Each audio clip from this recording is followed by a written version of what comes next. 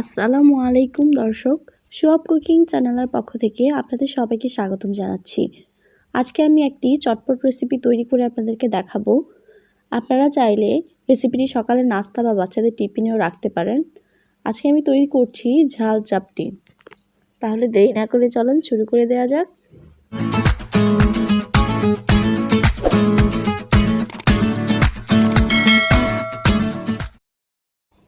আমি এখানে একটি বোল নিয়ে নিয়েছি এবং এতে আমি 1 টেবিল চামচের পরিমাণ মতো কাঁচামরিচ দিয়ে দিচ্ছি।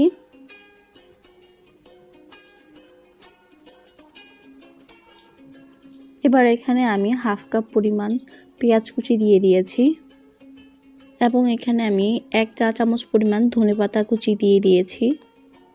এখন আমি এখানে পরিমাণ মতো লবণ দিয়ে দিব।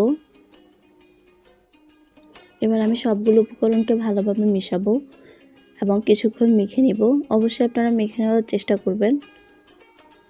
পেঁয়াজ থেকে হালকা পানি বের হয়ে আসলে বুঝবেন যে আপনাদের মাখানোটা হয়ে গেছে।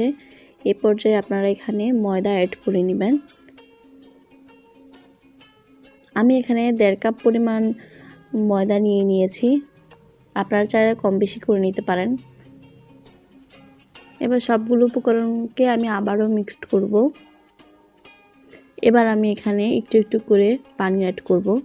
পানিটা আপনারা একটু একটু করে অ্যাড করবেন, এতে করে ব্যাটারটার ডেনসিটি কম বেশি হবে না।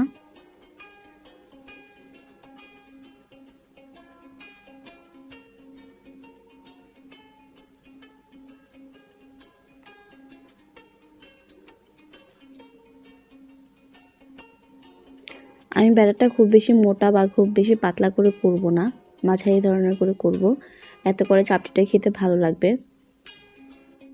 আমার ব্যাটারটা তৈরি হয়ে গেছে, দেখেন খুব বেশি মোটা বা খুব বেশি পাতলা করিনি, আপনারা ওইভাবে করে নেবেন।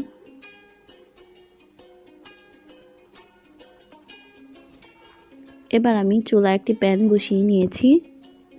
আপনারা এটা নর্মাল তাওয়াতেও করতে পারেন, কিন্তু আমি এখানে প্যান নিয়ে নিয়েছি, এতে করে উল্টাতে খুব সহজ হবে। এখন আমি এখানে সামান্য পরিমাণে তেল দিয়ে দিব এবং তেলটাকে পুরোটা প্যানে ব্রাশ করে নিব। খুব বেশি তেল ব্যবহার করবেন না এখানে, এতে করে চাপটিটা আপনারা উল্টাতে পারবেন না। এখন আমি এখানে একটু একটু করে ব্যাটার নিয়ে চাপটি তৈরি করব।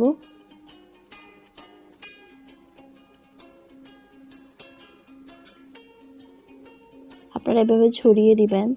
চাপটিটা একটু মোটা হওয়ার কারণে নিজে নিজে ছড়াবে না, যেহেতু এখানে আরও অনেক উপাদান আছে, তাই আপনারা চামচের সাহায্যে এটাকে ছড়িয়ে দিবেন।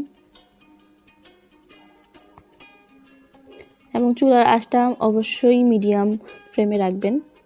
এবার আমি ঢাকনা দিয়ে ঢেকে দিব 2 মিনিটের মতো। এখন আমি এটাকে উল্টে দিচ্ছি, উল্টে আবারও 2 মিনিটের মতো ঢেকে রেখে দিব।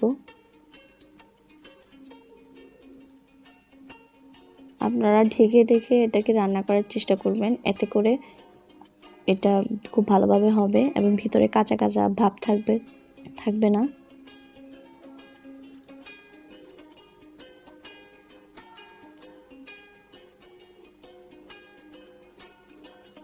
এটা একটু ব্রাউন করে ভেজে নেবেন। আমরা যখন তাওয়াতে করব তখন এটা বাহিরের সাইডটা আরও বেশি শক্ত হবে, ক্রিস্পি হবে। যেহেতু আমি প্যানে করছি তাই বেশি ক্রিস্পি হয়নি। আপনারা চাইলে তাওয়াতে করে নিতে পারেন। তৈরি হয়ে গেল আমার ঝাল চাপটি। আপনারা চাইলে আমার মতো করে রোল শেপ দিয়ে মাঝে কেটে পরিবেশন করতে পারেন, এতে দেখতে খুব ভালো লাগবে।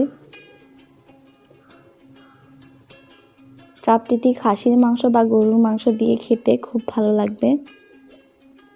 আজকে আমার রেসিপিটি যদি ভালো লাগে আমার চ্যানেলটি অবশ্যই সাবস্ক্রাইব করবেন এবং পাশে থাকা বেল আইকনটি প্রেস করে রাখবেন, যাতে পরবর্তীতে কোনো নোটিফিকেশান মিস না হয়।